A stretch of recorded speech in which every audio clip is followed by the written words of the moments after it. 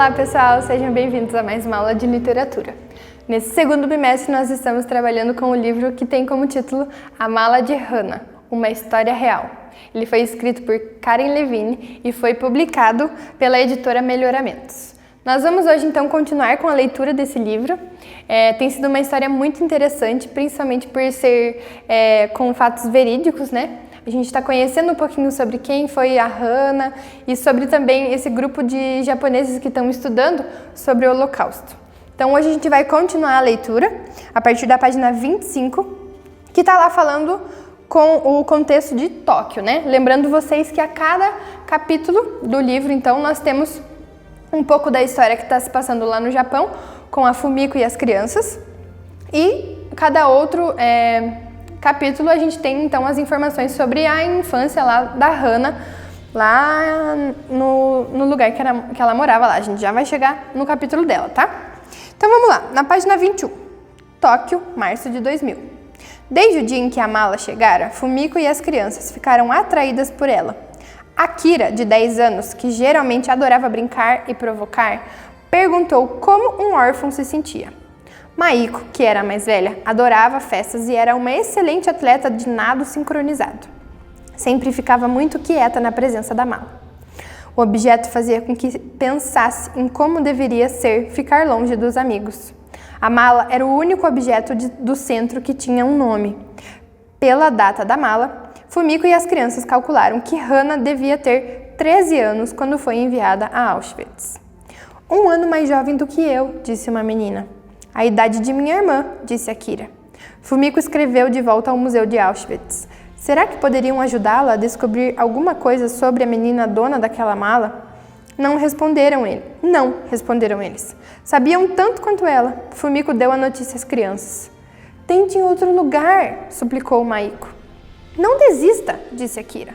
Continue procurando, repetiam as crianças em coro, incentivando-a.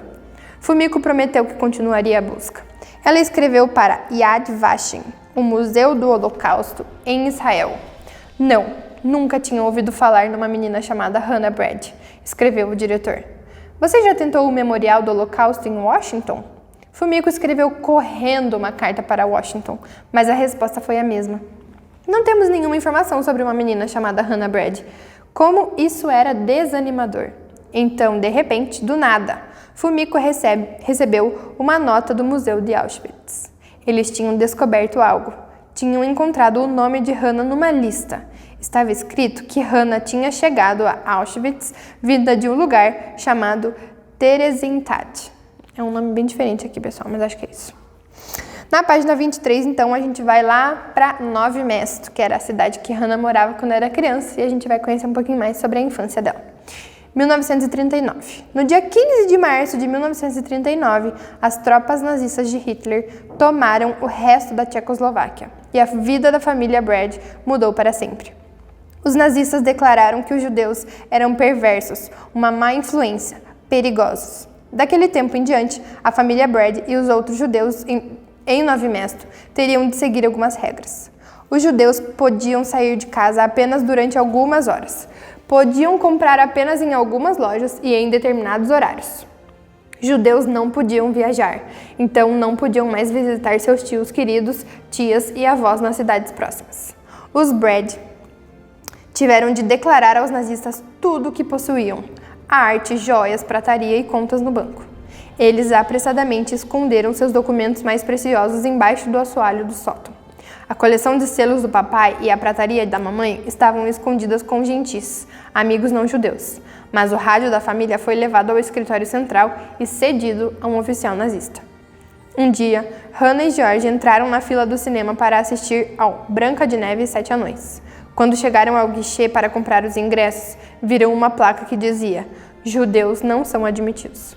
Com o rosto vermelho e os olhos ardendo, Hannah e George viraram as costas e voltaram para casa. Quando Hannah entrou em casa, estava furiosa e chateada. Por que isso está acontecendo conosco? Por que não posso ir ao cinema? Por que não posso simplesmente ignorar a placa? Mamãe e papai olharam um para o outro, desesperados. Não havia resposta simples. Toda semana havia uma nova restrição. Judeus não podiam frequentar o parque de diversões. nem os campos de esporte, nem os parques públicos. Logo, Hannah não podia mais ir ao ginásio. Até mesmo o lago em que esquiavam estava proibido. Suas amigas, todas gentis, no começo também ficaram tão perplexas quanto Hannah com as regras. Ainda se sentavam lado a lado na escola e aprontavam travessuras juntas dentro da classe e na hora do recreio. Ficaremos juntas para sempre, não importa o que aconteça, prometeu Maria, a melhor amiga de Hannah. Não vamos deixar que ninguém nos diga com quem vamos brincar. Mas, aos poucos, conforme os meses se passavam, todas as colegas de Hannah, inclusive Maria, pararam de visitá-la depois da escola e nos fins de semana. Os pais de Maria ordenaram que ela ficasse longe de Hannah. Eles tinham medo de que a família toda fosse punida pelos nazistas por deixar que Maria fosse amiga de uma criança judia. Hannah se sentia terrivelmente sozinha. A cada amigo perdido e a cada nova restrição, Hannah e George sentiam que seu mundo ficava um pouco menor. Eles estavam bravos, eles estavam tristes e estavam frustrados. O que podemos fazer? Perguntaram os pais. Para onde podemos ir? Mamãe e papai fizeram tudo o que podiam para distrair as crianças, para ajudá-las a descobrir novas brincadeiras. Nós temos sorte, disse mamãe, porque temos um grande jardim.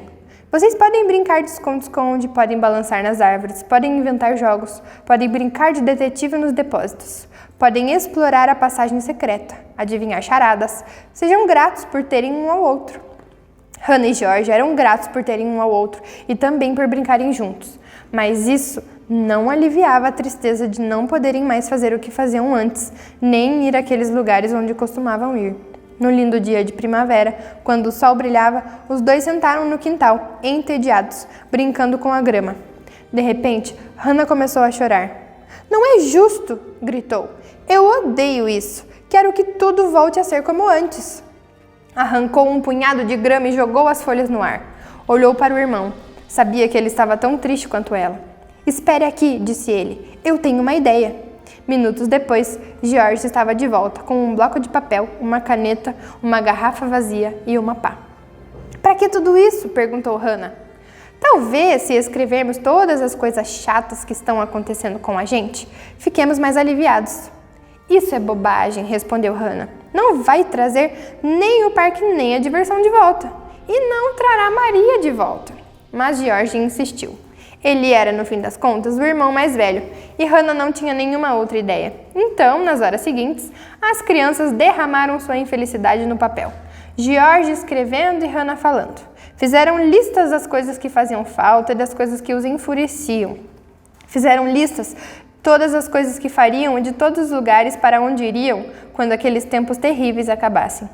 Quando terminaram, George pegou as folhas de papel, enrolou-as num tubo, colocou-as dentro da garrafa e fechou com uma rolha. Então, os dois andaram até a casa, parando embaixo do balanço duplo. Ali, Hannah cavou um grande buraco. Seria aquele seu esconderijo da tristeza e da frustração. George colocou a garrafa dentro do buraco e Hannah cobriu-a de terra. Quando acabaram, o mundo parecia um pouquinho mais claro e brilhante, pelo menos naquele dia. Era difícil entender tudo o que estava acontecendo, especialmente agora que o rádio da família tinha sido levado embora. Papai e mamãe ouviam todas as noites, às 8 horas, as notícias vindas da Inglaterra sobre os últimos avanços sinistros de Hitler. Mas os judeus não podiam mais sair de casa depois das 8. Ouvir o rádio era absolutamente proibido e a penalidade por quebrar as regras era sempre muito severa. Todos tinham medo de ser presos. Papai elaborou um plano, uma forma inteligente de burlar as regras nazistas. Ele pediu um favor ao seu velho amigo, o responsável pela torre do relógio. Ele se importaria, perguntou o papai, de atrasar o relógio uns 15 minutos todas as tardes? Dessa forma, o papai conseguiria correr até o vizinho, ouvir as notícias e voltar para casa em segurança, antes que o sino desse 8 badaladas. Eram 8h15, na verdade. O guarda nazista que patrulhava a cidade nem imaginava que existia esse esquema, e papai ficou exultante que havia funcionado. Infelizmente, as notícias que ele conseguiu ouvir no rádio eram ruins. Na verdade, eram péssimas. Os nazistas ganhavam todas as batalhas e avançavam em todas as frentes. Bom, a gente chegou aqui então, na leitura de 2 capítulos. O primeiro deles sobre o pessoal lá no Japão e esse segundo agora então contando pra gente um pouco mais sobre a vida de Hannah. Aqui tem uma foto de Hannah e George Vocês podem dar uma olhadinha no livro de vocês com mais detalhe, tá? Tem várias fotos que são presentes aqui no livro. Depois, lá no final da narrativa, a gente vai entender como que eles conseguiram todas essas fotos. Tem mais uma foto aqui da Hannah e do George, ó, juntos, na página 24.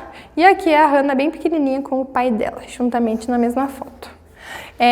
Pessoal, a leitura de hoje por enquanto é isso. Eu vou deixar com vocês então, juntamente com o vídeo no PDA, um formulário para vocês responderem a análise da obra. Hoje a gente vai começar com esses questionários semanais. Eu vou colocar perguntas diferentes a cada semana para vocês responderem sobre essa leitura que a gente tem feito juntos. Se você ainda não tem o livro, é muito importante que você adquira para você poder acompanhar a leitura com a gente. Fica bem mais fácil de compreender a narrativa, se você precisar consultar para responder, né, esse questionário e tudo mais. Enfim, é muito importante que você tenha o livro. Se você ainda não comprou, adquira pela internet, eles entregam em casa, é super fácil, rápido, seguro. E não perca a oportunidade, esse livro é super interessante, super importante para que vocês tenham esse conhecimento de tudo que está acontecendo, tá bom? Não esqueçam de responder o questionário, então, e vejo vocês na nossa próxima aula de literatura. Muito obrigada!